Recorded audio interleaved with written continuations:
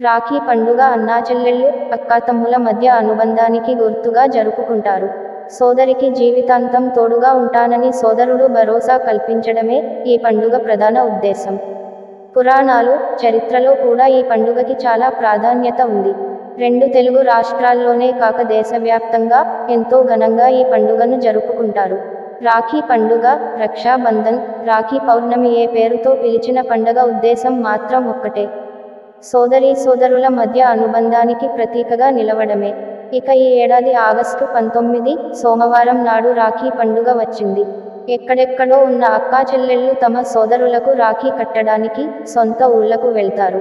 తమ సోదరులు ఆయురారోగ్యాలతో ఉండాలని కోరుకుంటూ సోదరీమణులు రాఖీ కడతారు. తమ క్షేమం కోసం రక్ష కట్టిన అక్కాచెల్లెళ్లకు కృతజ్ఞత తెలియజేస్తూ అన్నదమ్ములు వారికి చేతనైనంతలో బహుమతులు అందిస్తారు. రాఖీ ఎప్పుడు కట్టాలంటే, ఈ సంవత్సరం రాఖీ పండుగ ఆగస్టు 19 సోమవారం నాడు వస్తోంది.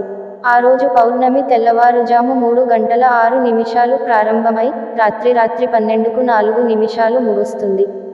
రక్షబంధన్కు అనుబంధంగా ఎప్పుడూ భద్రకాలం ఉంటుంది. ఇది శుభ సమయం కాదు. అంటే ఈ సమయంలో రాఖీ కట్టకూడదు. భద్రకాలం ముగిసాకే కట్టాలి. ఇక ఈ ఏడాది భద్రకాలం సోమవారం మధ్యాహ్నం 1:30 వరకు ఉంటోందని జ్యోతిష్య నిపుణులు చెబుతున్నారు. కాబట్టి ఆ తర్వాతే రాఖీ కట్టడం శుభప్రదం అంటున్నారు. రాఖీ ఎప్పుడు విప్పాలంటే, రాఖీ కట్టించుకున్న తర్వాత చాలా మంది అబ్బాయిలు దాన్ని 2-3 రోజులుంచుకుని ఆ తర్వాత తీస్తే ఎక్కడంటే అక్కడ పడేస్తారు. కానీ అలా చేయకూడదు అంటున్నారు పండితులు.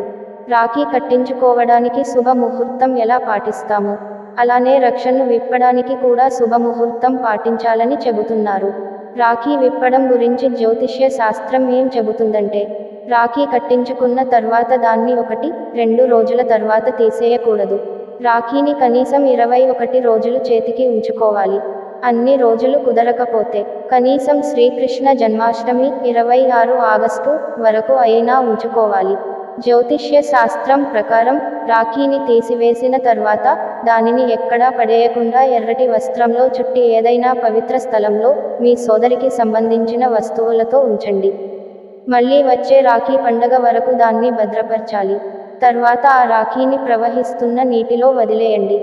ఇలాంటి ఇంట్రెస్టింగ్ వీడియోల కోసం మన ఛానల్ని సబ్స్క్రైబ్ చేసుకోండి.